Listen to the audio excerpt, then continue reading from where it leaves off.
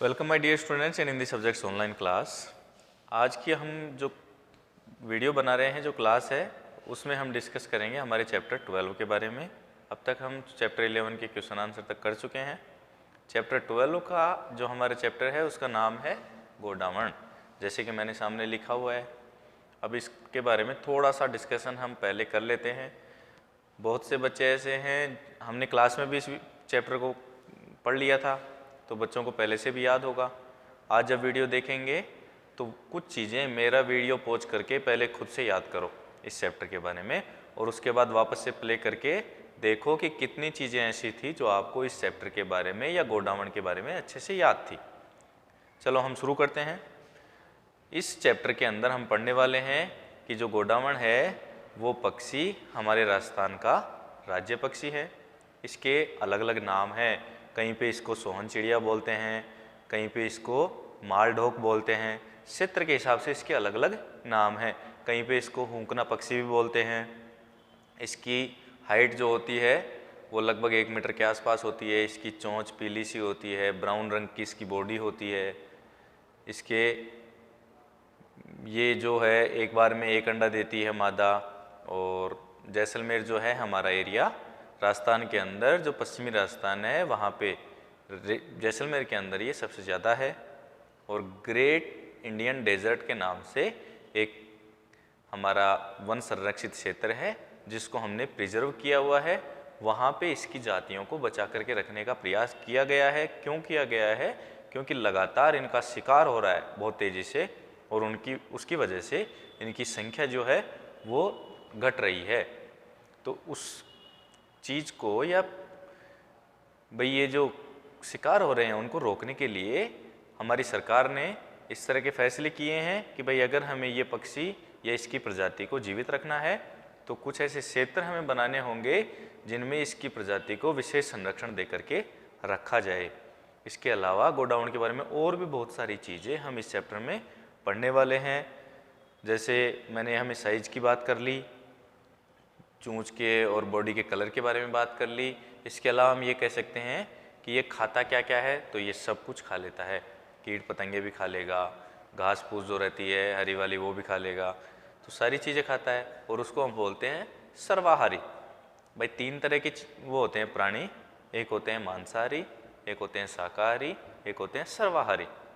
मांसाहारी के अंदर जो केवल मांस खाते हैं, एज लाइक लोयन कह सकते हो आप, या फिर कुछ ऐसे जो केवल शाकाहार करते हैं। जैसे आप मान लीजिए हिरण जो है वो मांस नहीं खाता, तो आप उसको डियर को ले सकते हैं इसके अंदर। इसके अलावा तीसरा मैंने बताया सर्वाहारी। सर्वाहारी के अंदर ऐसे जीव आते हैं जो कि मांस भी खाते हैं और पेड़ पौधे या हरी वनस्पति भी खाते हैं। तो यह सर्वाहारी प्रकृति का है, थोड़ा सा शर्मिला पक्षी है। तो बहुत सारी चीज़ें हमने जान ली, आपको रिकॉल हो गई होंगी पुराने चैप्टर से। अब हम हमारा चैप्टर स्टार्ट करते हैं और उसके अंदर और भी बहुत सारी चीज़ें देखने का और पढ़ने का प्रयास करते हैं।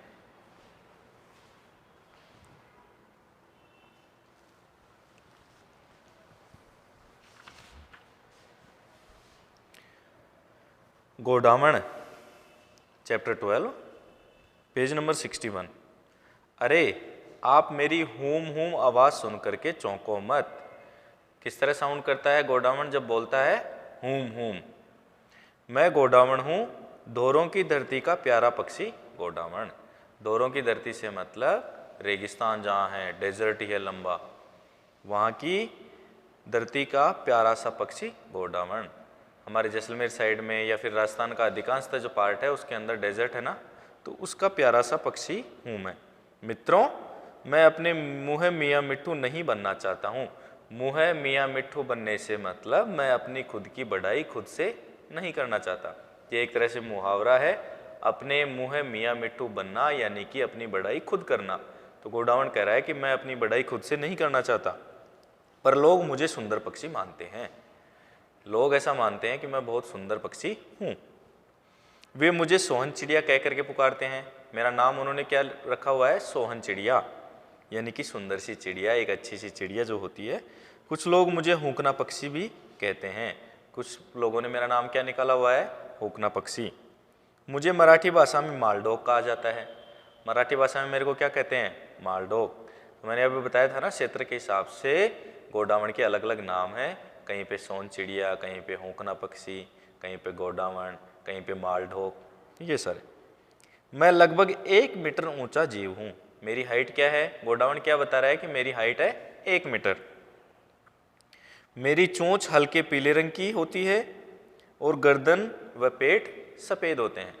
अपने शरीर का जो बॉडी का कलर है वो सारी चीज़ें बता रहा है गोडावण। चोंच का रंग पीला और शरीर का रंग सफ़ेद। मेरे सिर पर एक काली टोपी और सीने पर मोटा काला पट्टा होता है।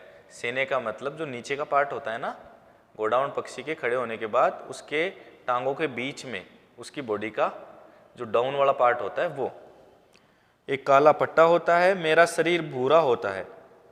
शरीर भूरा होता है।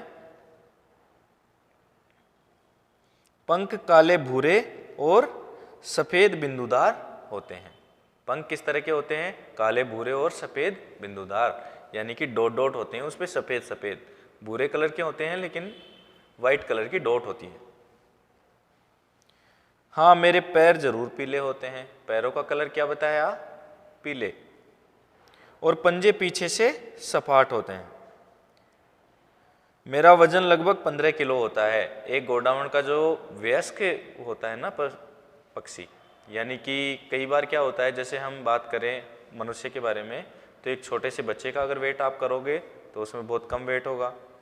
उससे थोड़े से बड़े का करोगे, जैसे अप्रोक्स 10 ईयर का कोई चाइल्ड है, तो उसके आप करोगे तो उसमें थोड़ा सा वेट और ज़्यादा आएगा।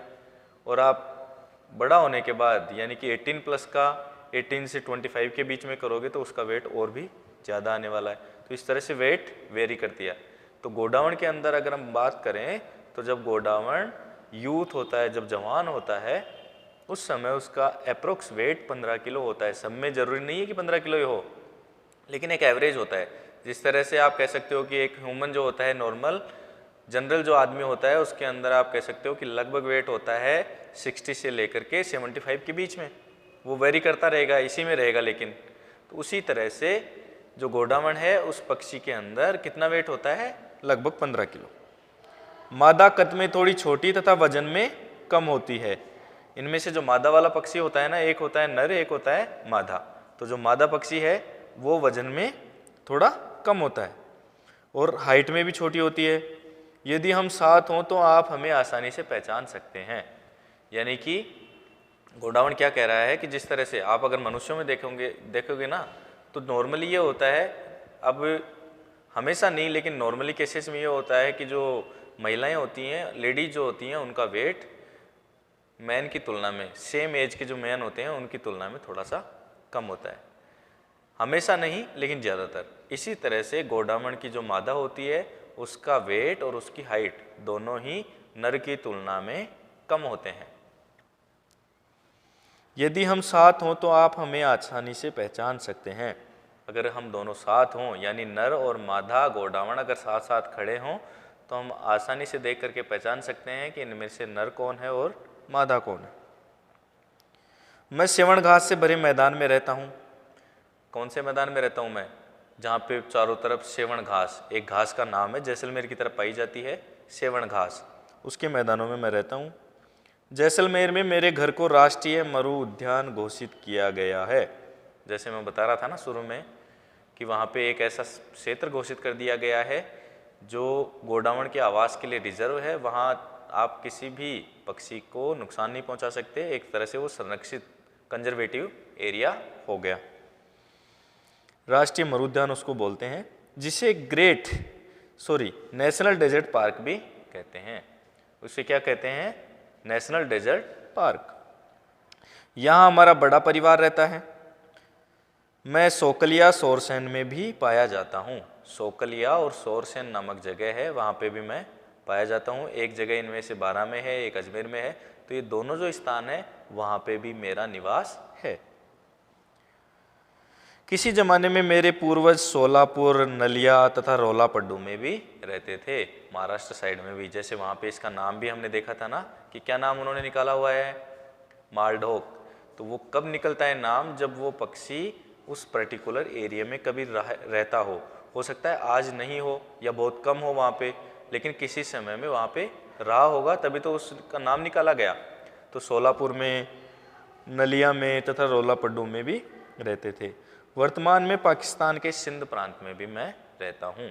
पाकिस्तान का सिंध प्रांत कौन सा है? जो राजस्थान के साथ बॉर्डर वाला एरिया जो है ना, वहाँ पे उसका सिंध प्रांत है, तो वहाँ पे भी मेरा निवास है। मैं सर्वाहारी प्राणी हूँ, यानी कि सब खाता हूँ। सर्वाहारी का मतलब मांस भी खाता हूँ और पेड़ पौधे और वनस्पति से मिलने वाला जो खाद्य है वो भी खाता हूँ। कीट पतंगे, बिच्छू, मकड़ी, टिड्डी, छिपकली, गिरगिट, छोटे सांप आदि खाना मुझे बहुत पसंद है। बहुत सारी चीज़ें हैं जिनमें बिच्छू, छोटे वाले सांप, टिड्डी, ये सारी चीज़ें मेरे को खाना पसंद है। मुझे ज्वार, बाजरा, चना, तुअर, मूंगफली, तुअर की दाल आती है, आदि खाना भी अच्छा लगता है। मतलब पहले तो इसने ये बताया कि मुझे एज ए मांसाहारी नॉन वेजिटेरियन मैं क्या क्या खाता हूँ, तो कीट पतंगे, छोटे सांप, छोटे मेंढक और भी बहुत सारी चीज़ें मैं खा लेता हूँ। बिच्छू भी खा लेता हूँ छोटे वाले। और अगर वेजिटेरियन की बात करें तो उसके अंदर मैं चना, बाजरा, तुअर, इन सबको भी खा लेता हूँ। आपको यह जानकर के आश्चर्य होगा कि मैं बिना पानी के भी सेवण घास के मैदानों तथा रेतीले प्रदेशों में कई दिन तक प्यासा रह सकता हूँ। यानी कि आपने कभी किसी क्लास में अगर पढ़ा हो तो ऊंट जो होता है उसके अंदर एक अलग से थैली होती है जिसके अंदर वो वाटर को रिजर्व कर सकता है। शरीर के अंदर एक थैलीनुमा संरचना पाई जाती है जिसमें एक्स्ट्रा वाटर को रिजर्व कर लेता है, और जब उसको वाटर नहीं मिलता पीने के लिए तो उस समय उस वाटर को काम में लेता रहता है। तो सेम कंडीशन रेगिस्तान में जो भी जीव पाया जाएगा ना, उसके लिए, क्योंकि रेगिस्तान में पानी की कमी है, तो उसके शरीर में अपने आप इस तरह की व्यवस्थाएं हो जाती हैं कि अगर उसको पानी नहीं मिले कुछ दिन के लिए तो कम से कम बिना पानी भी वो जिंदा रह सके। तो इसमें भी इस तरह की सुविधा है, इसके बॉडी में भी इस तरह का एक अनुकूलन पाया जाता है, एडजस्टमेंट पाया जाता है एनवायरनमेंट के साथ, कि इसका शरीर जो है वो बिना पानी के भी कुछ समय के लिए रह सकता है। वर्षा ऋतु के आगमन पर मैं फूला नहीं समाता हूँ। यानी कि जब वर्षा ऋतु, हर एक को आनंद महसूस होता है, चाहे मनुष्य हो चाहे जीव हो, क्योंकि उनको क्या है, वर्षा की ऋतु में बहुत सारा पानी पीने को, बहुत सारा चारा बाहर खाने को और कई चीज़ें मिलती हैं। तो इसलिए ये भी खुश होता है गोडाउन भी, जब वर्षा की ऋतु आती है तो मैं फूला नहीं समाता हूँ। फूला नहीं समाने का मतलब बहुत अधिक खुश होता हूँ। मैं उड़ उड़ करके बार बार हूम हूम की आवाज़ करता हूँ। मैं चारों तरफ उड़ता हूँ और हूम हूम की आवाज़ करता हूँ। मादा गोडावण को यह आवाज़ बहुत लुभाती है। जब मैं हूम हूम का साउंड करता हूँ ना, यानी कि कौन, नर गोडावण, जब बरसात के सीज़न में उड़ते हुए मैं हूम हूम का साउंड करता हूँ तो जो हमारे में से मादा गोडावण होती है उसको वो साउंड अच्छा लगता है। लुभाती है का मतलब उसको वो चीज़ें पसंद करती हैं, अट्रैक्ट करती हैं, आकर्षित करती हैं। जब मैं ये आवाज़ करता हूँ उस समय मेरे गले के नीचे एक थैली अपने आप उभर करके लटक आती है। जब मैं हूम हूम का साउंड करता हूँ ना, नर क्या कह रहा है, जब मैं हूम हूम का साउंड करता हूँ तो मेरे जो गर्दन का जो नीचे वाला पार्ट है, यहाँ पे एक थैली नुमा संरचना लटक आती है जब मैं हूम हूम बोलने की कोशिश करता हूँ। तो आज के इस वीडियो के अंदर हम इस चैप्टर का इतना ही पार्ट करने वाले हैं। नेक्स्ट जो पार्ट करेंगे हम वो अगले वाले उसमें करेंगे वीडियो में। तो आज एक बार हम रिवाइज करते हैं वापस से, हमने क्या क्या पढ़ लिया। हमने चैप्टर शुरू किया गोडावण के साथ। गोडावण अपनी कहानी बता रहा है, तो गोडावण ने क्या क्या बताया अपने बारे में कि मेरे शरीर का वजन जो होता है वो 15 किलो के आसपास और हाइट जो होती है वो लगभग 1 मीटर होती है। मादा मेरे से, नर से, मेरे से का मतलब नर गोडावण से मादा गोडावण की हाइट और वेट दोनों ही थोड़े से कम होते हैं। मैं जैसलमेर वाला जो एरिया है वहाँ पे जो नेशनल पार्क बना दिया गया है मेरे लिए, वहाँ पर मैं सर्वाधिक पाया जाता हूँ। इसके अलावा सौंकलिया, सोरसेन, सोलापुर, इन एरियो में भी मैं हूँ। महाराष्ट्र में मेरे को मालडॉग के नाम से जानते हैं, कई क्षेत्रों में मेरे को हुकना पक्षी कहते हैं, कई जगह मेरे को सोहन चिड़िया भी कहते हैं। इसके अलावा और हमने क्या जाना कि मैं एक प्रकार से सर्वहारी प्राणी हूँ, यानी कि मांसाहार भी करता हूँ और शाकाहार भी करता हूँ, दोनों तरह के खाने खा लेता हूँ। कीट पतंगे, बिच्छू, छोटे सांप ये भी मैं खा लेता हूँ। तो इसी के साथ साथ चना, बाजरा, तुअर ये भी मैं खा लेता हूँ। यानी कि हर तरह की सामग्री जो मेरे आसपास मौजूद हो उसको खा करके मैं ज़िंदा रह सकता हूँ। और मेरे शरीर में एक ऐसी अलग से सुविधा है कि मैं कुछ समय के लिए अगर पानी भी नहीं पीऊँ तो मेरे को प्रॉब्लम नहीं होगी, मैं सर्वाइव कर सकता हूँ, मतलब मैं रेगिस्तान के अंदर भी ज़िंदा रह सकता हूँ। इसका रेस्ट ऑफ द पार्ट है वो अगले वीडियो में डिस्कस करते हैं। Thank you.